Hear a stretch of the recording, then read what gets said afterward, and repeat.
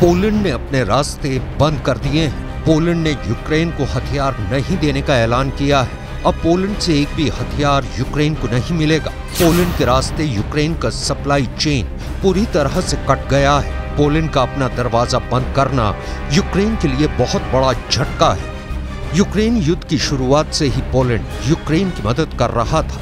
Poland से Ukraine को हथियार मिल रहे थे। विदेश से मिलने वाले हथियार पोलैंड के रास्ते ही यूक्रेन पहुंच रहे थे। लेकिन अब पोलैंड का कहना है कि वो यूक्रेन को हथियार देने के बदले खुद को और मजबूत बनाएगा। पोलैंड के प्रधानमंत्री ने कहा है कि वो यूक्रेन को हथियार देने की जगह अपने देश में ज्यादा मॉडर्न और एडवांस हथियार जुटाने पर फोकस करेंगे। Nie przekazujemy żadnego uzbrojenia na Ukrainę z tego względu, że my teraz sami się broimy w najnowocześniejszą broń. Jeśli nie chcesz się bronić, to musisz się mieć czym bronić. Taką zasadę wyznajemy i dlatego dokonaliśmy zwiększonych zamówień. Dzisiaj byłem w zakładach. सवाल है Ukraine के सबसे करीबी साथी ने क्यों मुंह मोड़ लिया है। यूक्रेन को सबसे पहले फाइटर जेट देने का ऐलान करने वाला पोलैंड अब यूक्रेन को हथियार देने से क्यों मना कर रहा है। दोस्त के दुश्मन बनने की पूरी कहानी बताएंगे, लेकिन उससे पहले पोलैंड क्यों अपने लिए एक से बढ़कर एक खतरनाक हथियार जुटाने में लगा है, इसे जान लेना जरूरी है। रूस से लेकर बेलारूस से बड़े खतरे से पार पाने के लिए पोलैंड अलग अलग देशों से हथियार जुटा रहा है। अमेरिका से 250 एब्रम टैंक्स का करार उसी तैयारी का हिस्सा माना जा रहा है। पोलैंड ने अमेरिका से मिलने वाले एब्रम टैंक्स को रूस से लगी सीमा पर लगाने का फैसला किया है।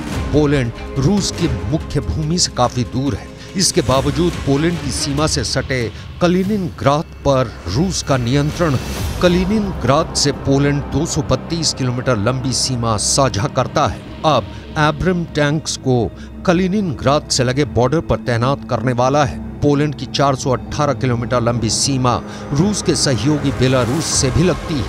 पोलैंड को आशंका है कि युद्ध की स्थिति में रूस बेलारूस के रास्ते भी पोलैंड पर हमला कर सकता है। ऐसे में एब्रम टैंकों को बेलारूस बॉर्डर पर भी तैनात कर सकता है। पोलैंड को आशंका है कि रूस के राष्ट्रपति व्लादिमीर पुतिन पोलैंड पर अटैक कर सकते हैं या फिर बेलारूस पोलैंड पर हमला बोल सकता है। किसी भी हमले का जवाब देने के लिए पोलैंड ने दक्षिण कोरिया से F-50 लड़ाकू विमानों को खरीदा है। सिर्फ F-50 ही नहीं, दक्षिण कोरिया से पोलैंड ने और भी जंग के साजो सामान खरीदा है, जिसकी डिलीवरी के बाद खुद दक्षिण कोरिया के प्रधानमंत्री हॉन डक-सू ने पोलैंड का दौरा किया था। 이제 명실공히 폴란드는 한국의 핵심 우방국이자 중동부 유럽 진출의 거점 국가입니다. Polska i Korea po dwóch stronach świata, ale po dwóch stronach Rosji również jednak dzielimy jedną stronę obrony cywilizacji i pokoju. I to bardzo nas łączy. To powoduje, że mamy coraz więcej wspólnych projektów gospodarczych i obronnych. यही वजह है कि Poland ने रूस की सेना के आक्रमण की सूरत में करारा जवाब देने के लिए पोलैंड बेलारूस से लगी सीमा को और सुरक्षित करना शुरू कर दिया है। सैनिकों को सीमा पर तैनात कर रहा है। ये पोलैंड की सेना का सबसे ताजा मूवमेंट है। बटालियन की बटालियन जा रही हैं, टैंक जा रहे हैं, बख्तरबंद गाड़ियां जा रही हैं।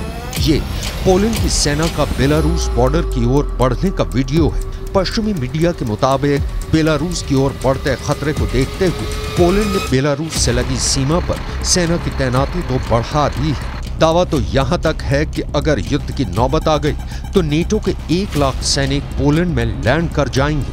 पोलैंड के राष्ट्रपति ने दावा किया है कि 1 लाख नेटो सैनिकों की इस मूवमेंट के प्लान पर नेटो ने अपनी मोहर भी लगा दी है। 1 लाख नेटो सैनिकों का पोलैंड आना युद्ध के लिहाज से बहुत बड़ा संकेत है, बहुत विस्फोटक प्लान है। क्योंकि इस प्लान के तहत नेटो की 1 लाख सेना पोलैंड में दाखिल हो जाएगी। नेटो के फाइटर जेट पोलैंड आएंगे, नेटो के घातक टैंक पोलैंड पहुंचेंगे, नेटो की बख्तरबंद गाड़ियां पोलैंड आएंगी, नेटो की स्पेशल फोर्स पोलैंड में होगी। पोलैंड की सबसे बड़ी टेंशन इस वक्त बेलारूस बना हुआ है, क्योंकि पोलैंड के पड़ोसी देश बेलारूस में रूस की कई खतरनाक मिसाइलें तैनात हैं। रूस के परमाणु बम भी अब बेलारूस में लग गए हैं। पोलैंड को डर है कि यूक्रेन की मदद से खार खाए पुतिन आज नहीं तो कल उस पर भी हमला कर सकते हैं।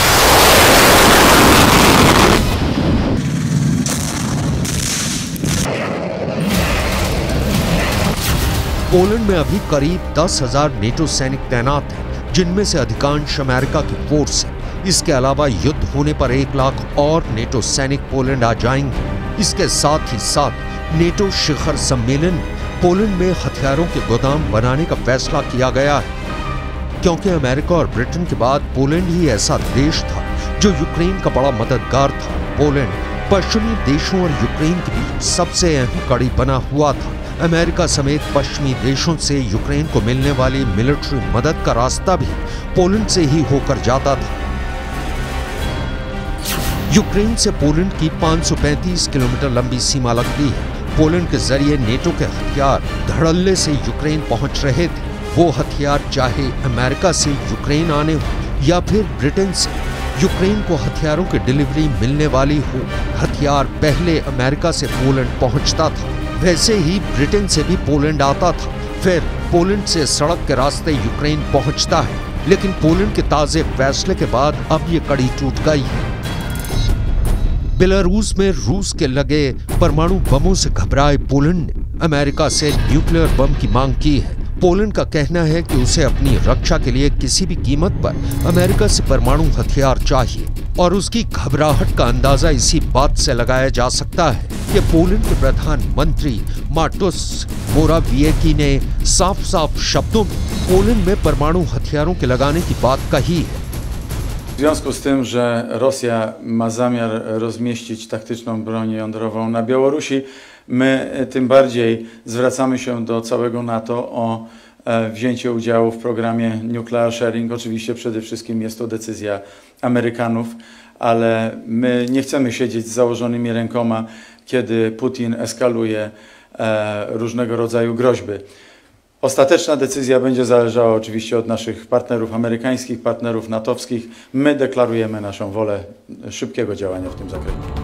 पोलैंड के प्रधानमंत्री माटोस मोराविएकी का कहना है कि पोलैंड नेटो के परमाणु हथियार साझाकरण कार्यक्रम में शामिल होना चाहता है। पोलैंड के राष्ट्रपति अंद्रेज डूडा ने पहले ही बयान दे दिया है कि उनके देश को अपनी जमीन पर अमेरिका के परमाणु बम को तैनात करने में कोई दिक्कत नहीं है। वो अमेरिका के परमाणु हथियारों की मेजबानी करने के लिए बातचीत कर रहे हैं। पोलैंड के राष्ट्रपति एंड्रेज डूडा बयान दे चुके हैं कि हमने अमेरिका के नेताओं के साथ इस बारे में बात की है कि क्या अमेरिका इस तरह की संभावना पर विचार कर रहा है। मुद्दा खुला है।